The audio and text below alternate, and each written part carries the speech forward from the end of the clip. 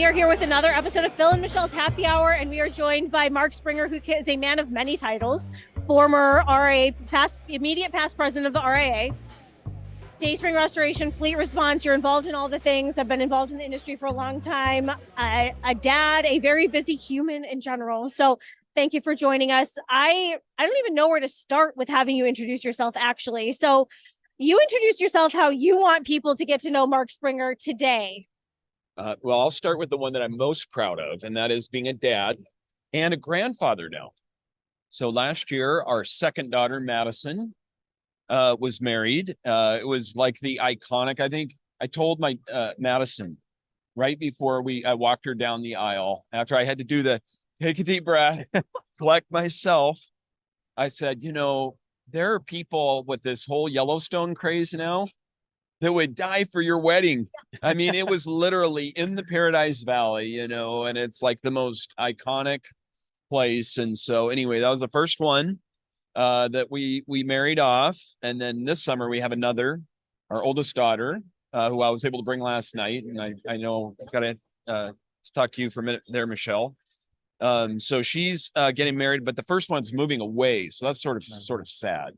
She's marrying a Green Beret guy. So they're going to be going all over the world, I think. And so we're cherishing our last moments there with that. But certainly it's been an honor to be involved in the industry the way that I've been able to be with RIA. And I think yesterday I was talking to some people about timing. Timing's everything. And I was able to be involved at a really hard time with COVID, but I think in a good time because all of these issues we're facing in the industry, that really were central to the AGA mission, we sort of had the time to deal with it in COVID.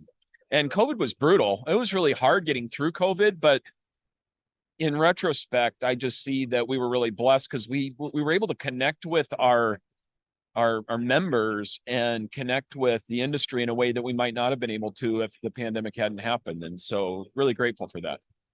Okay. So my first question, it's going to be a little lighter question, but this is probably the most important one.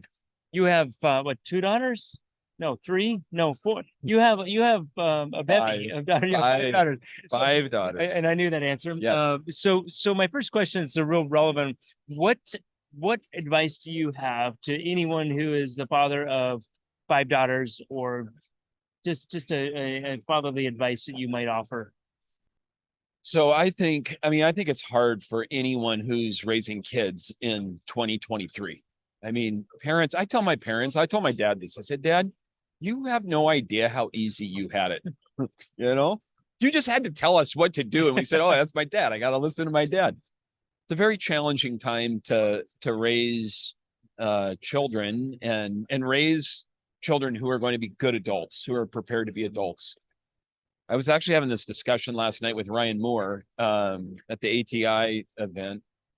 And one of the things that I would recommend to anyone who has daughters, I may have given you this advice before, so I am a broken record on this, but there is a book called Strong Fathers, Strong Daughters. Meg Meeker. I have it. There you go. I did tell you. Yeah. She should, Meg Meeker. Someday I hope to meet her, and I'll tell her what she owes me in commissions at that point, because I have referred that book to every man who has daughters, and really the crux of the book, especially with daughters, is, I can't imagine what a woman is experiencing as they are 12, 13, 14, 15, and in this day and age with the pressures in social media. And I think that it's very difficult for dads to cope with that and have this little girl who, you're their hero, and then all of a sudden you are not the hero anymore.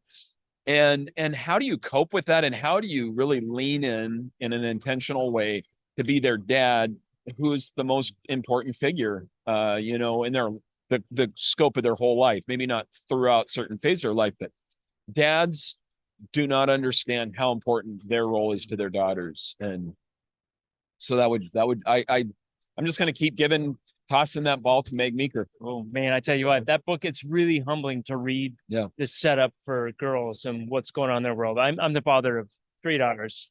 So I live in that world, but not quite. I couldn't keep up with you. But I think we just wrapped. That's the whole show right there. There's nothing more to say. Actually, so let's thank you. That's great advice.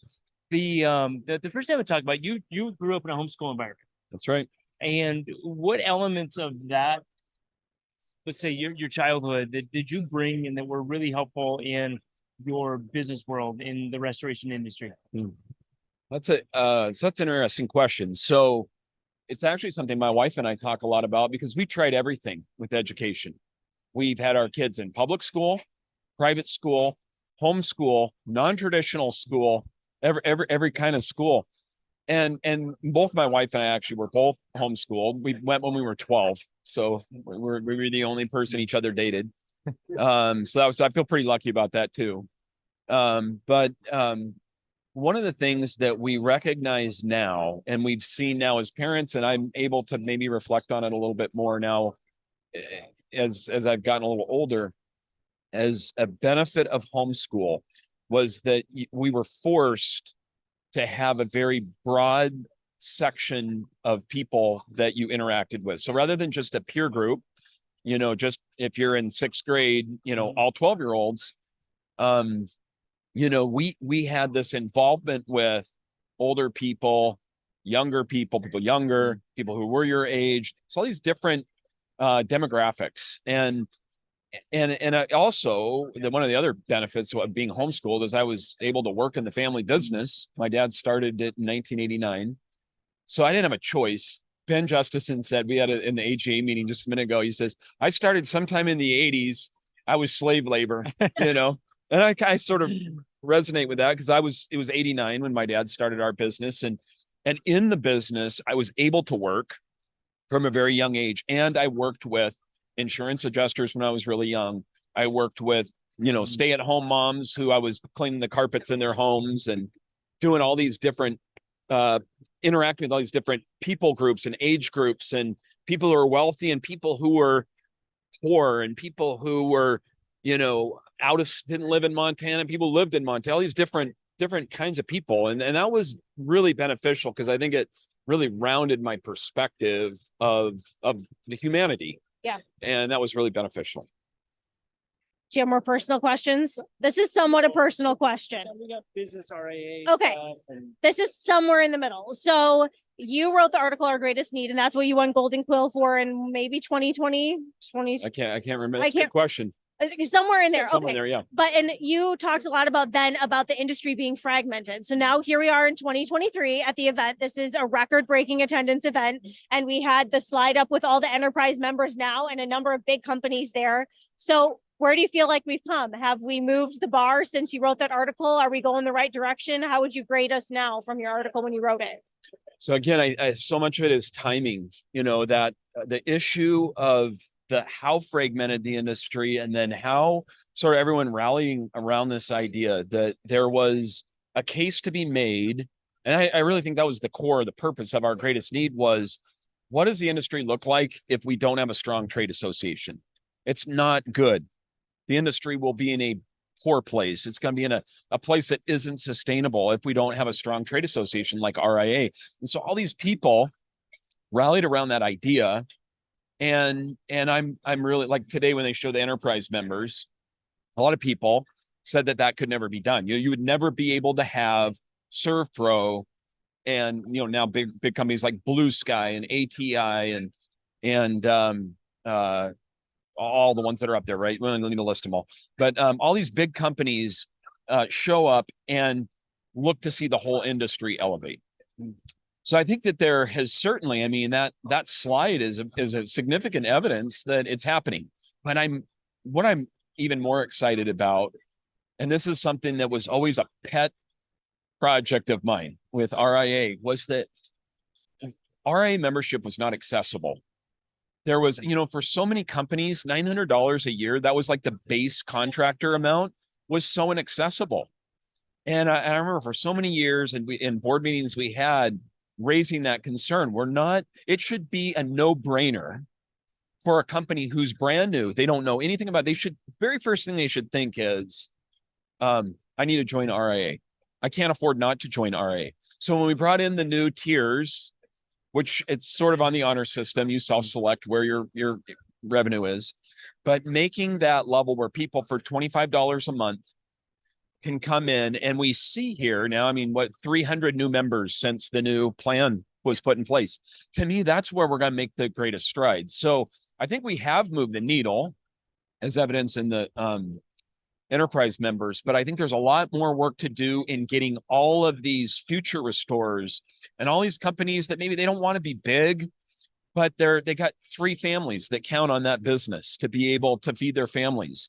They need to be getting the information that's here.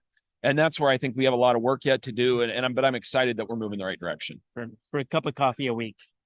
Cup of coffee a week. That's right. That's about what it is. That's right. So you created an exceptional company. I mean, you took, it was tough, a formidable presence in Montana, and you made what became a very exceptional business in a small environment, small town, a small state. I know leadership was one of your key issues, and I think probably a differentiating issue. How did you, first of all, come on that idea and then capture that and then execute it in your business? So it's not a small state. It's a big state with very few people. Okay, in Montana. I drove across it. So, again, we created an exceptional company. I was just talking to Charles Casani up at the AGA meeting too, and he was talking about this woman in our company, Lisa Dixon. She's been with me for 20 years, and we've had so many people. Like I was telling my daughters about the number of employees that we have that are over 20 years. It's a lot. We have a lot of over 20-year employees. So I did not build an exceptional company. We had a lot of incredible people that all pulled together, and we give God the glory for what we were able to do in a smallish state.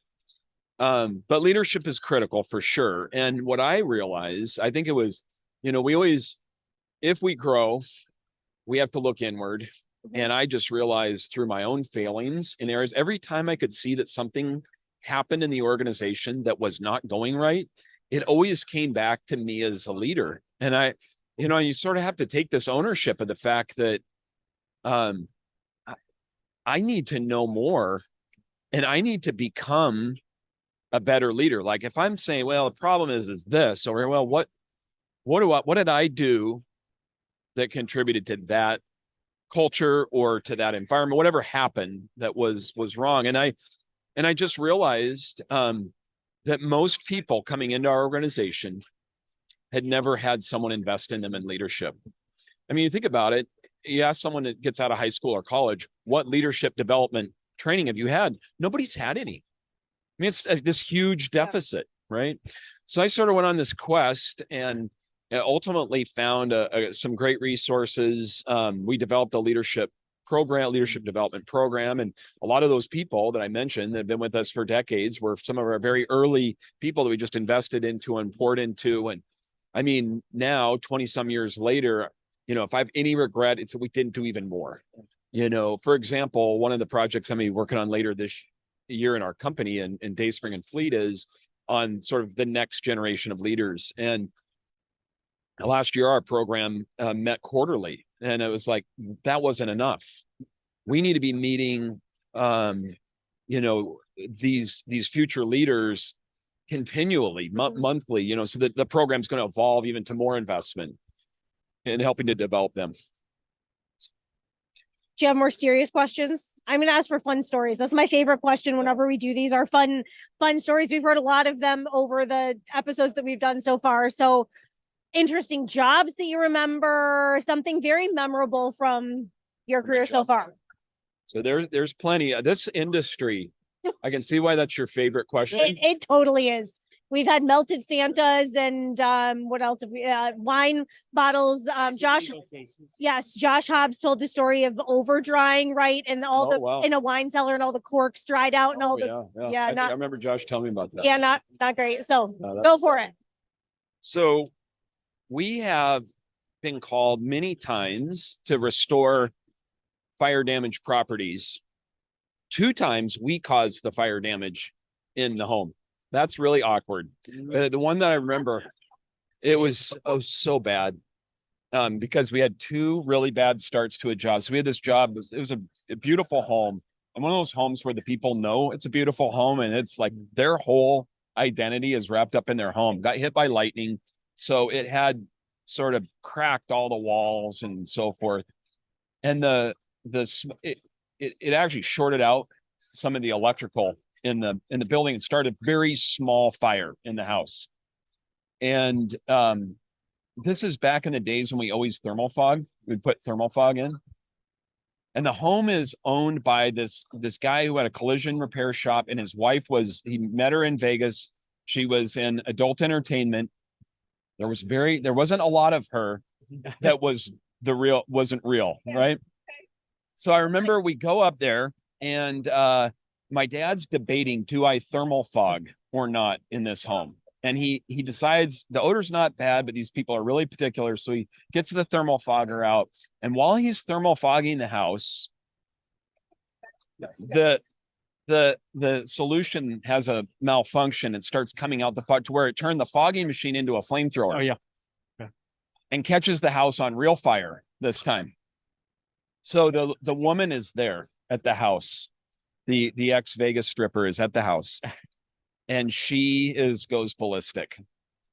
And the carpets are on fire now because it's coming out of the thermal fogging machine, catching the carpets on fire. My dad's trying to put the fire out and handle the thermal fogger. She's going ballistic. She fires him right then. Says, you're done. You are out of my home. Dad retreats.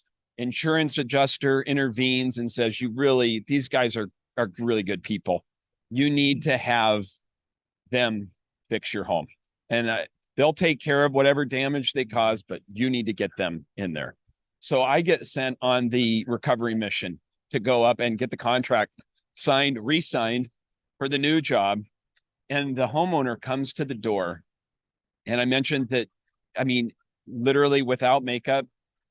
So this woman comes to the door, and I just remember I said, is Mrs. I won't say her last name, is she home? And she says, that's who I am, right? And so I'm petrified. Needless to say, that job never recovered. To the very end of the job, it was bad. I had a thermal fog story downtown Boulder, Colorado at night. Oh, wow. And I couldn't get it shut off, and it's dripping flames. Was it flamethrower? On this sidewalk in Boulder, because I got out the door. Better than the carpet. I got outside the door. I got outside the door, and it was dripping flames through the inside and then out onto the street in probably one of the most green, environmentally friendly cities in the country. Good thing it was quiet night. At least you weren't working for the ex-Vegas stripper. So sometimes, I mean, Cliff's right down over there. I was like, those thermal foggers caused me so much more problems than they ever fixed. But oh well. Oh well. So great. Appreciate the story. Anything else? We're good.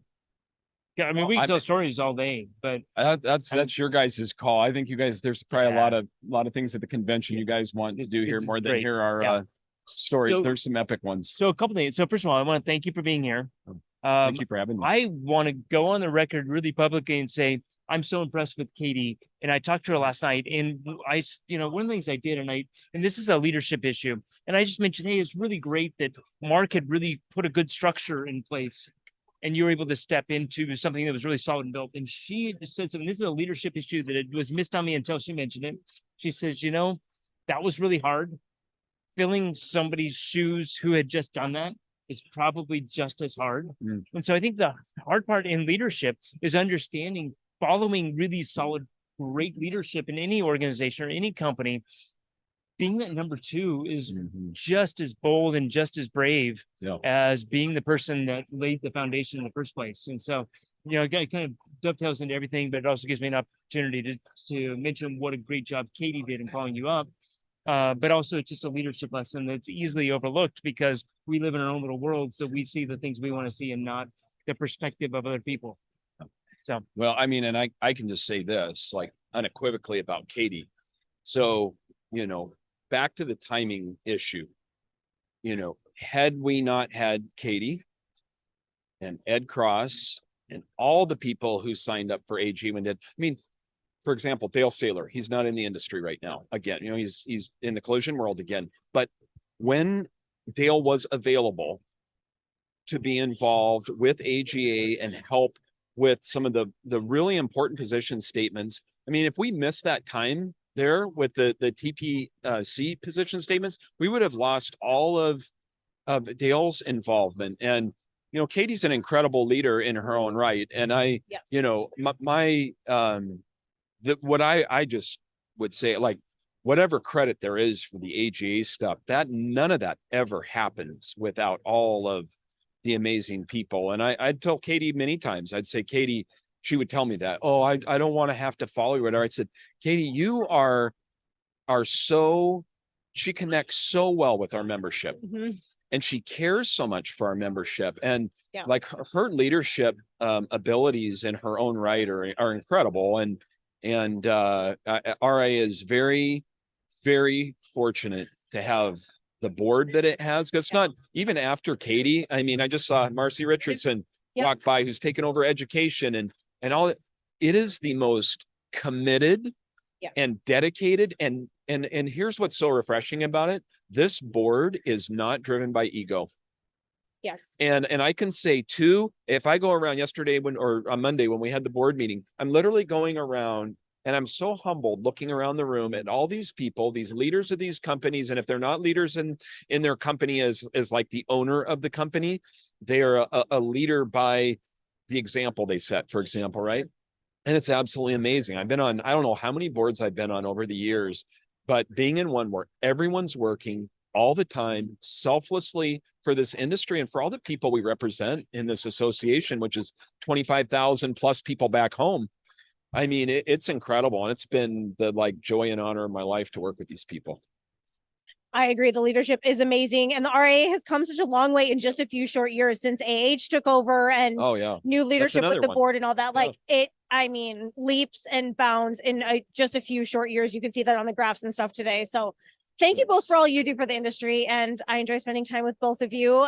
And I guess we're going to continue with the show. Yeah. And congratulations for all CNR's success. It's so encouraging to see CNR everywhere now. You know, it was like on social media, it was, you know, CNR needs to be out here, and you've done such a great job with that, Michelle. So thank you for what you do. Thank you very much. This time for happy hour, we are joined by Jim Kowalski. Kim Kowalski. You know, Jim Kowalski. I know we're not there yet. It's like noon. Okay. All right. So president of Restoration Affiliates and also Kowalski Construction, and Restoration Affiliates has been growing a lot and is a great place for people to get involved that are trying to stay more of the independent route. So I'm going to toss it over to you and have you introduce yourself and share a little bit about your background. And you've been in the industry for a while, so share about yourself. All right. Thank you so much for having me. I'm looking forward to this. As you mentioned, I've been in the industry for a while, 44 years, next month, actually.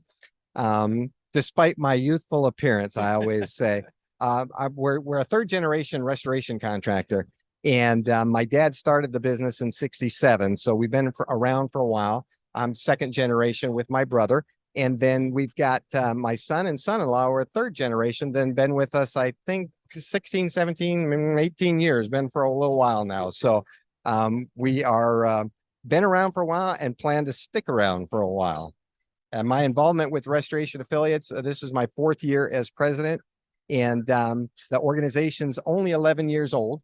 And as you mentioned, kind of an alternative to those that might be looking at mergers and acquisitions, something else that they can be a part of a larger network than they're able to provide on their own without having to sell their business, because we're all independently owned and operated. So 1967, right? Is that what you said? Yes. So it's not 67 years. So there wasn't much of an industry at that time. So you would, I mean, like serious pioneers. And pioneers. When I tell people we started in the restoration industry, there wasn't much of an industry back then. I mean, we talk about it being fragmented now. I got to take you back a while where there wasn't anything. There was no magazines, right? Of course, all pre-digital. So there was none of that. It was the Lone Ranger out there, to be honest with you. Yeah. And we focused on that. My dad got into the cleaning and the restoration side of things, and that's what we did. And back in the day, for years, I'd tell people, oh, you know somebody in restoration in Phoenix? I know him. No question, I know him. I can't do that now. It's my brother. Yeah. Right now, there's so much consolidation, mergers, new companies coming in, that it's hard for us to even stay on top of who our competitors are and what's happening in the marketplace, let alone know what's going on. So, in the so marketplace. one of the things I want to clarify something. So that's a very, very long run in restoration. And they say most businesses fail in the first 3 years. Right. I think once you make And it to transitioning 10, to the next yeah. generation, not a very well, the good third percentage. generation almost always fails. Right. So it's good to see that there's success there. What do you attribute your longevity and success to? What are kind of key elements that would take you from there to here? So a couple of things I'd like to share with you. When I was really young, and I remember going out on a large house fire, it's like my first big job, right, with my dad.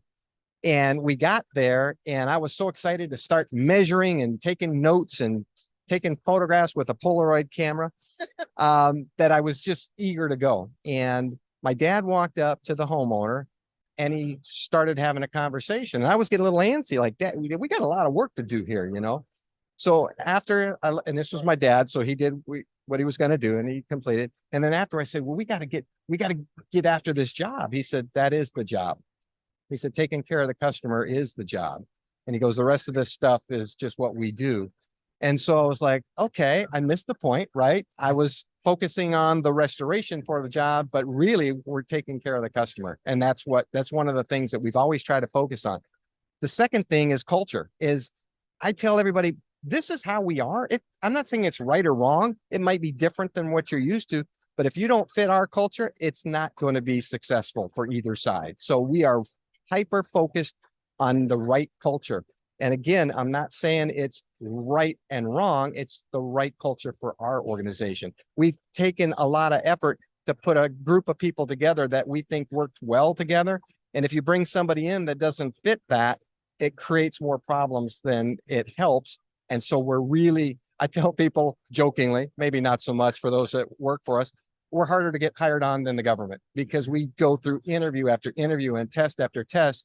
But when we find somebody and we bring them on, we feel like we really have a good chance of making it successful. When we want it to work for them, when somebody says, well, I'll give it a try, wrong answer. I don't want you to give it a try. I want you to come and say, we really think this is a good opportunity for us. And I really want to work for this company. Now we've got a good opportunity to make a success for them and make them a contributing member of the team. And that's what it's all about. So I'm going to clarify a couple of things.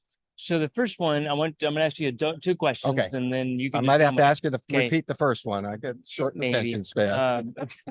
So the first thing is, what does culture mean to you? How do you define that? Because it's, everybody talks about culture, but maybe it's different to everybody else. And the second thing has to do with the hiring and going through that process. I can ask you two questions, but I'll ask you at the same time. So in the hiring process, in today's world, it's really hard to find people. Mhm. And if you take those extra steps, are you losing people? Because that. So you can, whatever order you want to take those two questions. I'll take the second one first. So The second one. losing people isn't necessarily a problem because we've been doing this for so long that the people that are there are a good culture fit for us. Sure. And so one, they've got to have passion for the industry.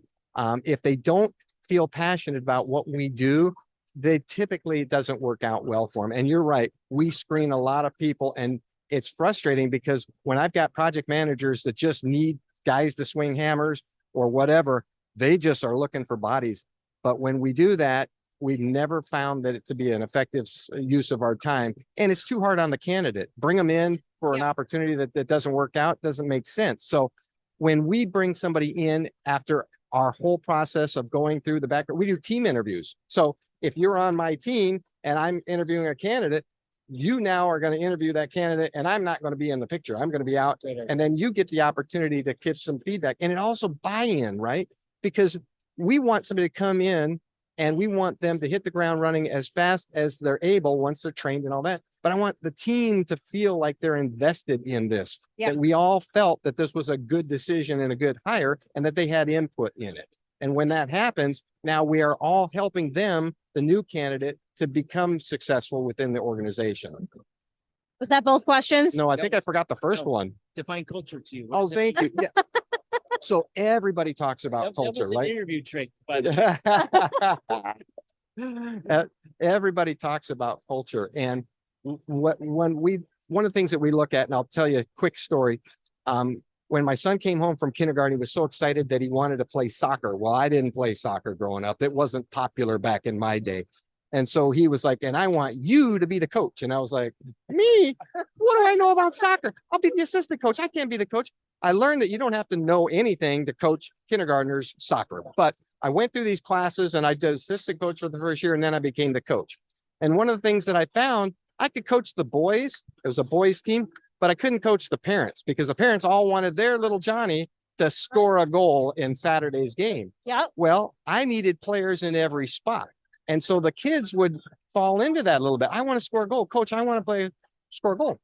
So I came to practice one day and I got all the little kids around. I said, Coach Jim's got a great idea. You're going to love this. Gather around. They all came up and I said, today's game, I'm going to put everybody in the goalie. We're all going to be goalies today and nobody's going to score on us today. And I let that sink in for just a moment. And the kids looked at me and finally one little brave boy kind of raised his hand and said, but Coach Jim, but how are we going to score a goal? I said, you know what? Coach Jim didn't think about that. He's absolutely right. That's it. Everybody out of the goal. We're going to put everybody up in the forward position. We're going to be scoring goal after goal after goal. And I stopped. And one of the little boys said, but won't they score on us? And I said, we need goalies. We need blockers. We need forwards. And then I went around and I said, I'm the best kicker on the team. I said, okay, I need you. You're my blocker, right? And I got everybody feeling good about their position and their contribution to the team. And it's no different in business. We think differently for different positions, and different roles have different gifts. So I've done almost every position in Kowalski as over the years, right? Sure. And I started as a kid cleaning the equipment. So I do a few things really well. And there's other jobs I can do, but I got other team members that do it better than me. So I have to have an appreciation for what they bring to the table, even if it's different. So I've got bean counters that cannot sleep until they find that 3-cent error. And they're so excited to find it. And I'm like, it's 3 cents. I don't care. Right. On to the next thing. But I need those people in the organization and I need them to understand their contribution. And I need other people to do that as well. So for us, part of the culture is the respect for each other and what they all bring to the table. As a team, we're effective. Individually, we're just individual performers. Yes. And so that's what we really try to push there. I love that story. My latest publisher's note was with my little goalie and the lessons I've learned from him. So, and it has to do with teams and culture and putting people in the right places. So that is a great lesson. I'm curious, in the decades that you've been in restoration, what's the same? So much has changed over the years, but what's still the same from when you first started or at that first fire job or whatever? So that's a great question. And we learned this the hard way. My son experienced a house fire at his own home, and it was a bad loss. And we had been in the restoration business for many, many, many years. And then it happened to somebody close by.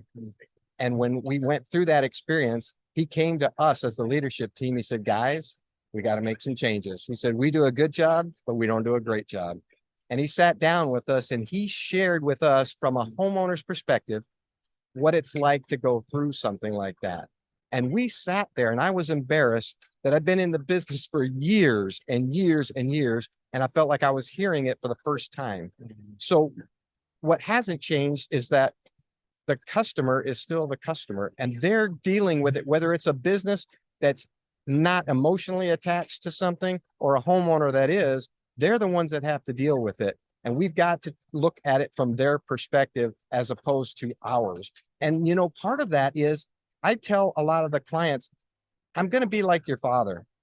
You don't want to make these decisions right now, but I'm going to push you gently, but I'm going to push you. We've got to get these selections made early because you know what?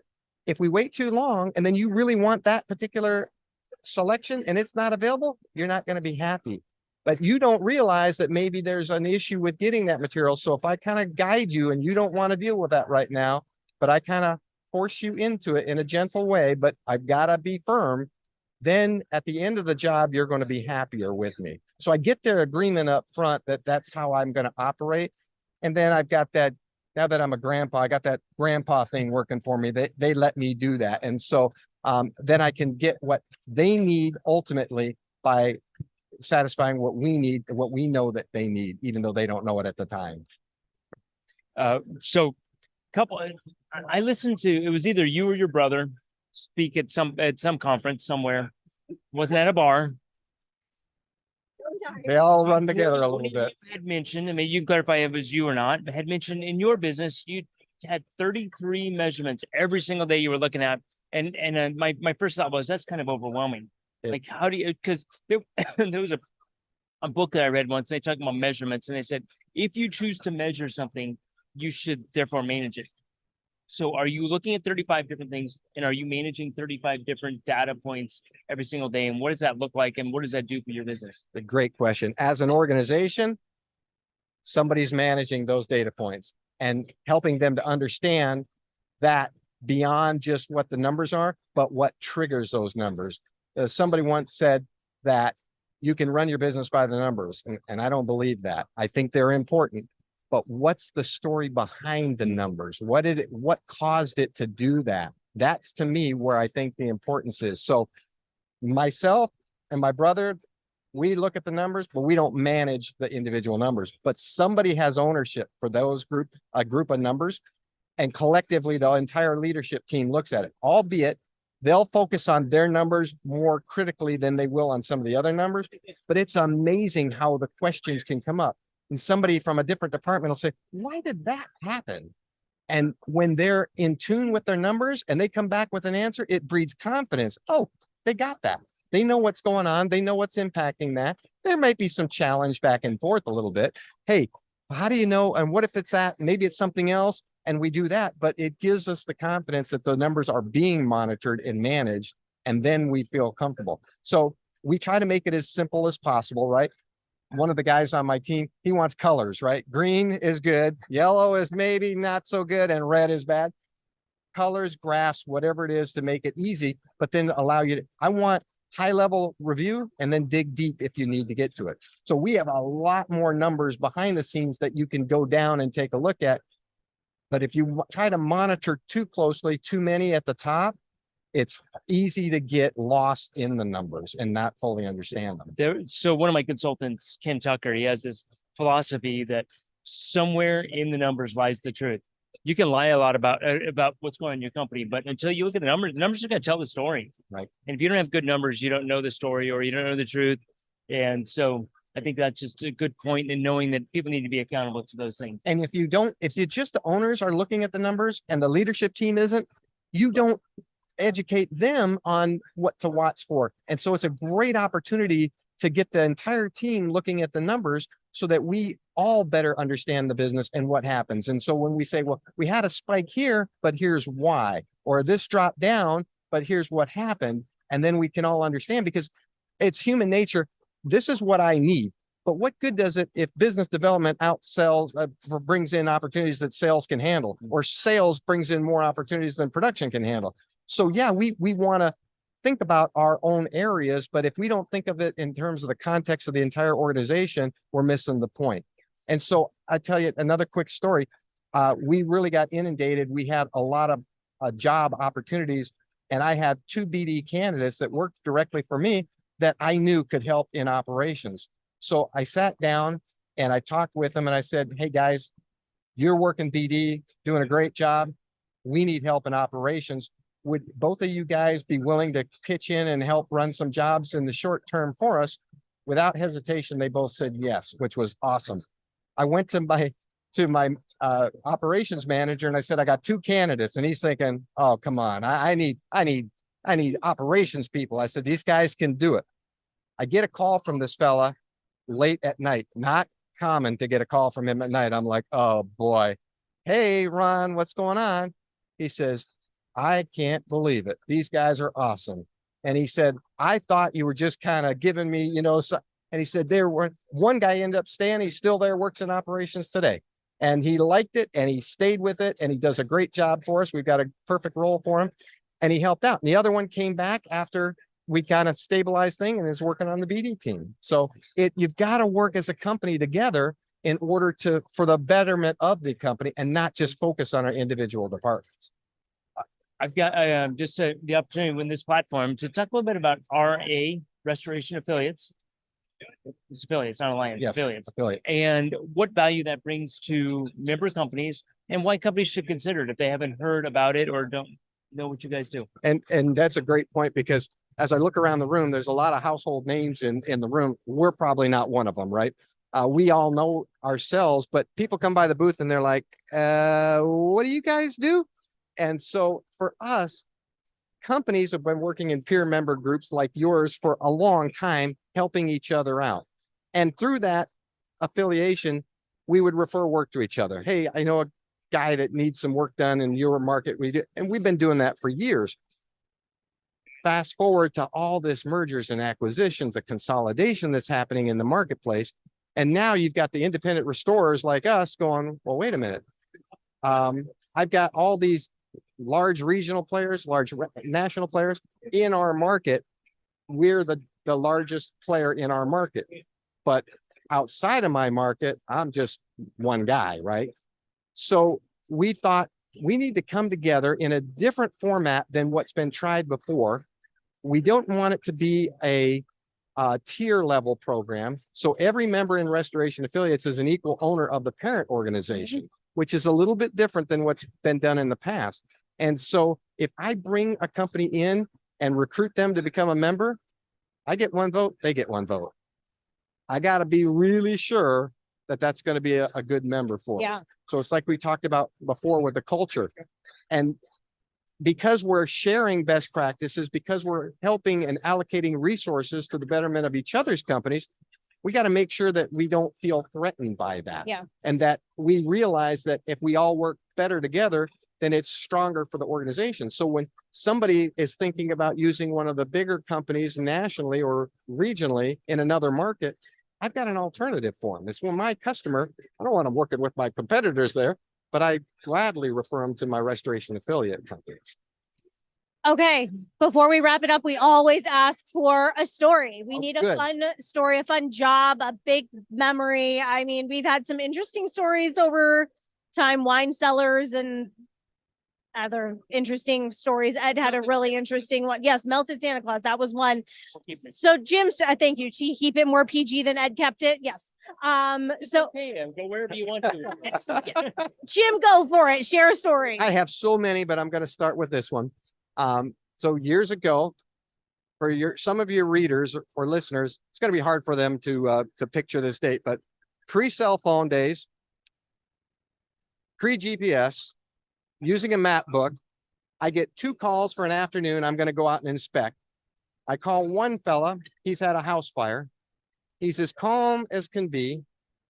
I talk to another lady. She's hysterical. Whole house flooded. She's absolutely beside herself. So I prioritize them. I'll go take care of her first, and then I'll follow up the other. And he's like totally fine with that. No problem. I'll be here all day. Okay, great. So I show up to the first house. And the lady opens the door and I'm ready for the water to come flying out and there's nothing. Okay. We walk down in the end. She says, I'm glad you're here. Follow me, follow me. So we walk into the house and I'm not squishing on any wet carpet, right? And I'm like, huh. We walk down, turn the corner, go down the hallway, into the bedroom, still nothing. She goes over to the corner and she points and she says, there it is. I'm like, well, I guess I'll be early to my next appointment because this is nothing. So I learned to ask questions, right?